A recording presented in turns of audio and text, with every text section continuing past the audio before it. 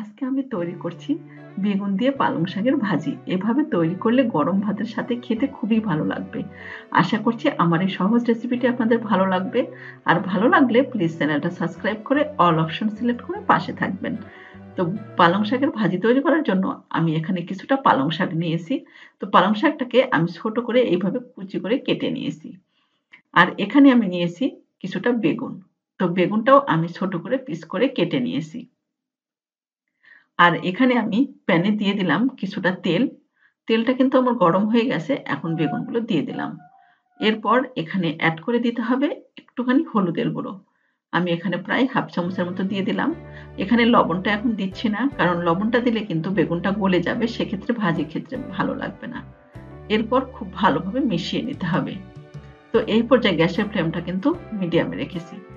প্রায় ৫-৭ মিনিটের মতো ঠিক এইভাবে বেগুনগুলো ভেজে নেব।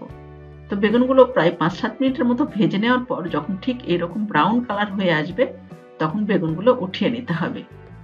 তো এই পর্যায়ে একটু ভালোভাবে সময় নিয়ে ভাজতে হবে। নাহলে কিন্তু বেগুনগুলো ভেঙে গেলে কিংবা গলে গেলে সেক্ষেত্রে কিন্তু ভাজিটা খেতে ভালো লাগবে না। তো একটু সময় নিয়ে সমস্ত বেগুনগুলো আমি ভেজে নিলাম। এরপর ঠিক এরকম ব্রাউন কালার হলে উঠিয়ে নিলাম। তো এখন বেগুন ভাজার তেলের মধ্যেই এখানে এড করে দিচ্ছি একটুখানি কালো জিরে, হাফ চা চামচ। আর এখানে দিয়ে দিলাম আমি কয়েকটা কাঁচামরিচ। একটুখানি তেলের উপর নেড়ে নিতে হবে।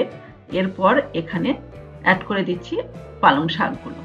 তো সমস্ত পালং শাকগুলো আমি এখানে দিয়ে দিলাম। আর এখানে দিয়ে দিচ্ছি লবণ। তবে লবণটা অবশ্যই একটু দেখে দিতে হবে। নাহলে পালং শাকটা সেদ্ধ হয়ে যাওয়ার পর কিন্তু অনেকটাই কমে যাবে। তো সেক্ষেত্রে অবশ্যই লবণটা একটু দেখে দিতে হবে। আর এখানে দিয়ে দিচ্ছি সামান্য একটু হলুদের গুঁড়ো। দিয়ে খুব ভালোভাবে মিশিয়ে নিতে হবে। তো এই পর্যায়ে একটু সময় নিয়ে খুব ভালোভাবে শাকের মধ্যে লবণ আর হলুদটা মিশিয়ে নিতে হবে। এরপর আমি এটা ঢাকা দিয়ে রেখে দেব প্রায় ৫ থেকে ৭ মিনিটের মতো। আর এই পর্যায়ে অবশ্যই গ্যাসের ফ্লেমটা কিন্তু আমি হাইতে রেখেছি। তো ৭ মিনিট পর আমি আবারও ঢাকাটা উঠিয়ে নিলাম। এখানে কিন্তু অনেকটাই জল বের হয়েছিল। জলটা কিন্তু অনেকটাই শুকিয়ে গেছে। তো যেটুকু জল রয়েছে সেটা আমি হাই হিটে খুব ভালোভাবে জলটা শুকিয়ে নেব। তো প্রায় ৫-৭ মিনিটের মতো ঠিক এইভাবে ভেজে নেওয়ার পর জলটা যখন শুকিয়ে গেছে তখন এটা আমি প্রায় ২ মিনিটের মতো ঠিক এইভাবে ভেজে নেব। তো শাকটা ভেজে নেওয়ার পর যখন শাক থেকে তেলটা ছেড়ে দিবে তখন এখানে বেগুনগুলো দিয়ে দিতে হবে। তো আমি এখানে ভেজে রাখা বেগুনগুলো দিয়ে দিলাম। দিয়ে খুব ভালোভাবে মিশিয়ে নিতে হবে।